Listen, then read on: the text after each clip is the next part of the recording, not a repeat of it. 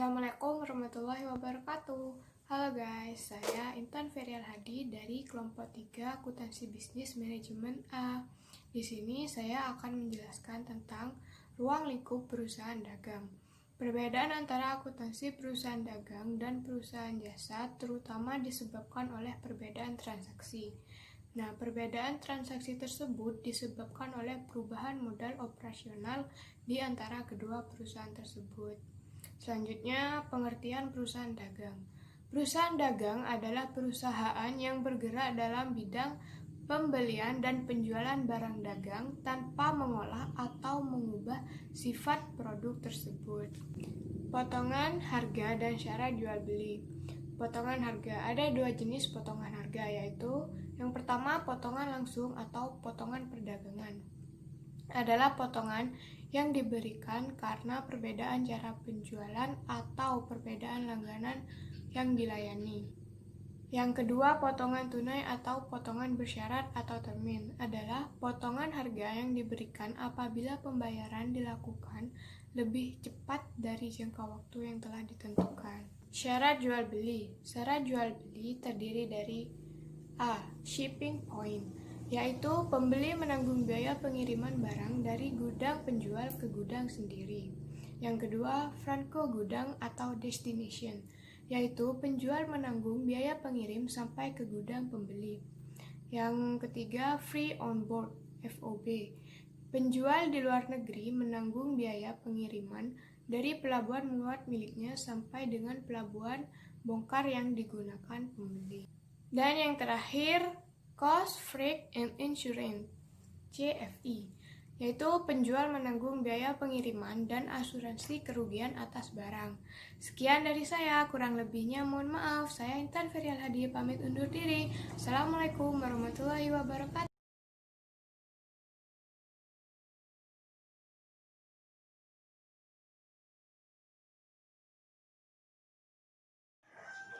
Assalamualaikum warahmatullahi wabarakatuh. Perkenalkan, nama saya Mita Wulandari, NIM 2010411020. Di sini saya akan mempresentasikan tentang perusahaan dagang, yaitu cara jual beli.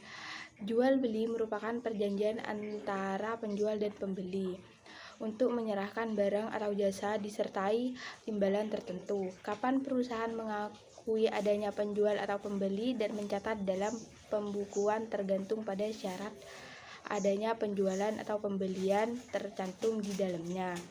Syarat jual beli terdiri dari shipping point. Pembeli menanggung biaya pengiriman barang dari gudang penjual ke gudang sendiri, sedangkan franchise gudang yang disewa oleh pembeli. Sedangkan franchise gudang destination, yaitu penjual penanggung biaya pengiriman sampai ke gudang pembeli. Pengakuan penjualan atau pembelian adalah ketika barang itu tiba di gudang pembeli. Sedangkan free on board FOB, yaitu penjual di luar negeri menanggung biaya pengiriman dari pelabuhan muat miliknya sampai dengan pelabuhan bongkar yang digunakan oleh pembeli. Sedangkan cost, freight, and insurance CFI, yaitu penjual hanya menanggung biaya pengiriman dan asuransi kerugian atas barang. Kegiatan dalam perusahaan dagang, yaitu satu, kegiatan pembelian. Kegiatan pembelian merupakan kegiatan mengadakan suatu barang atau jasa atau suatu produk. Kegiatan ini meliputi pembelian atau produktif serta pembelian barang dagang dan jasa lain dalam rangka kegiatan perusahaan. Dalam perusahaan dagang, khususnya untuk pembelian dagang, baik secara tunai maupun secara kredit, diisi debit, dibuatlah akun pembelian, dan kemudian di sisi kredit dibuatlah akun utang usaha untuk pembelian kredit dan akun kas untuk pembelian tunai. Sedangkan untuk pembelian aset produktif dan barang atau jasa lainnya, akun di sisi debit dicatat sesuai dengan nama aset atau barang atau jasa tersebut, dan kemudian di sisi kredit dicatat sebagai akun utang untuk pembelian kredit dan akun kas untuk pembelian tunai. Sedangkan kegiatan pengeluaran kas, yaitu kegiatan pengeluaran kas merupakan kegiatan terkait dengan pembayaran sejumlah uang atas pembelian suatu barang, produk atau jasa. Pembayaran biasanya lainnya. Kegiatan ini meliputi pembayaran atas pembelian barang atau jasa secara tunai, pembayaran utang atas pembelian barang atau jasa secara kredit, pengembalian pinjaman dan sebagian laba kepada pemilik, dan pembayaran beban lainnya. Sekian presentasi dari saya. Wassalamualaikum warahmatullahi wabarakatuh.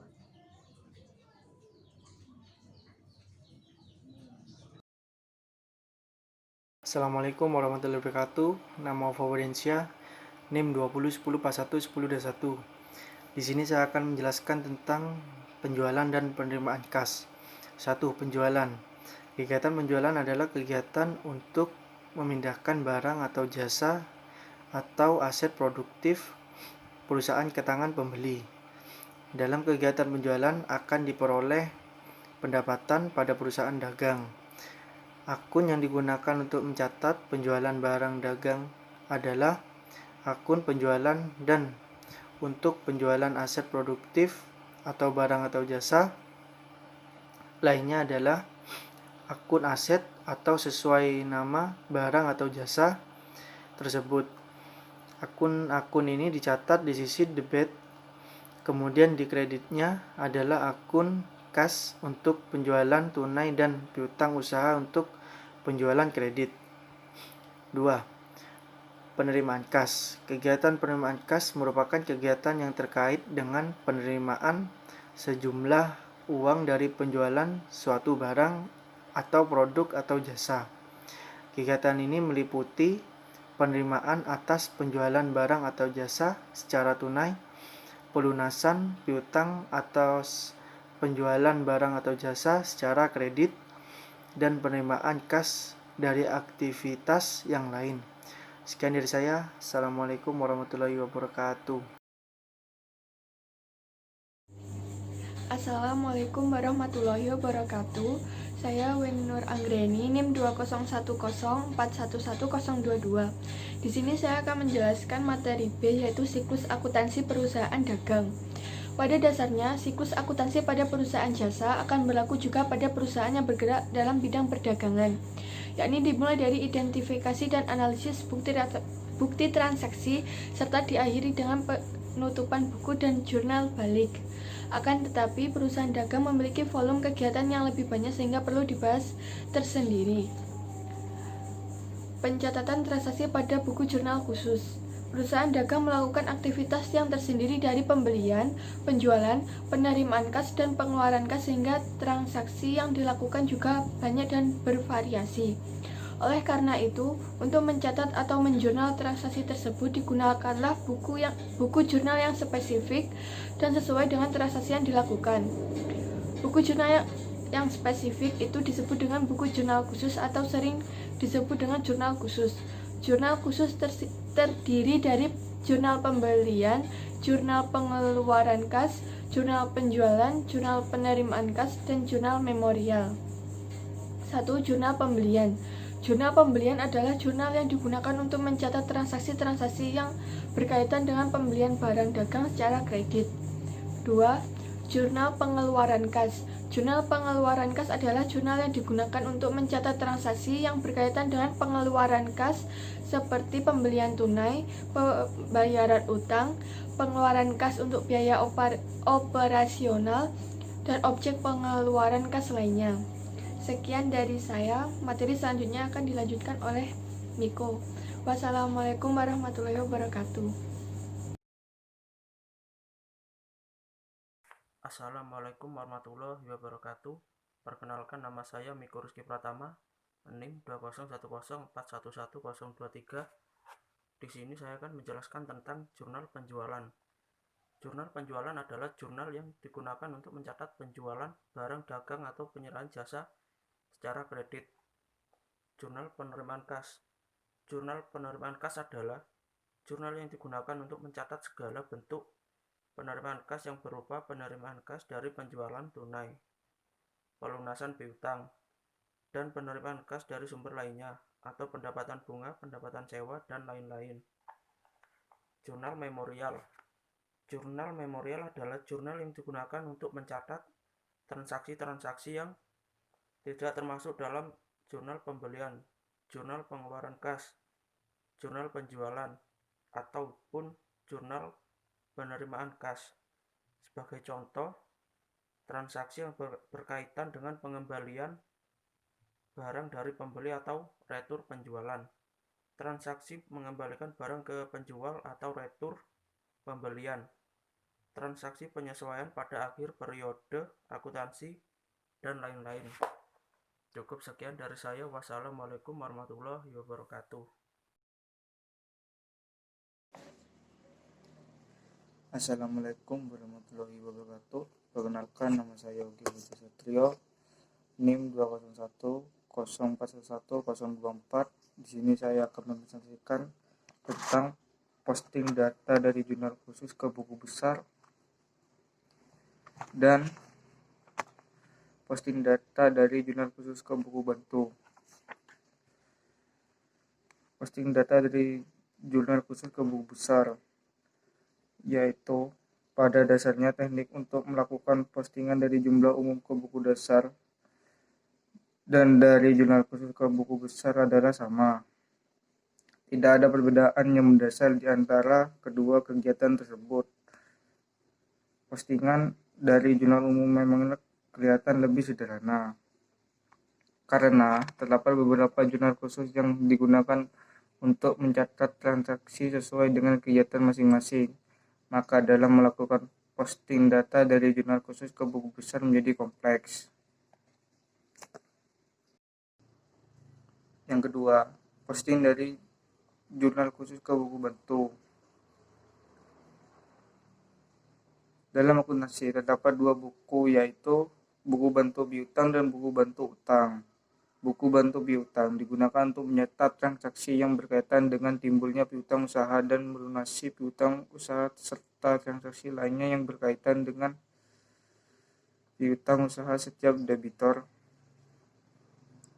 Buku bantu utang digunakan untuk mencatat transaksi yang berkaitan dengan timbulnya utang usaha dan membayar utang untuk serta transaksi lain yang berkaitan dengan perubahan utang usaha untuk setiap kreditor.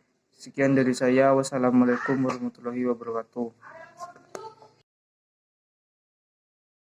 Assalamualaikum warahmatullahi wabarakatuh. Perkenalkan, nama saya Atika Firmanda Malia, NIM 20104111025, kelas manajemen A. Di sini saya akan menyelesaikan tentang penyesuaian atas persediaan barang dagang.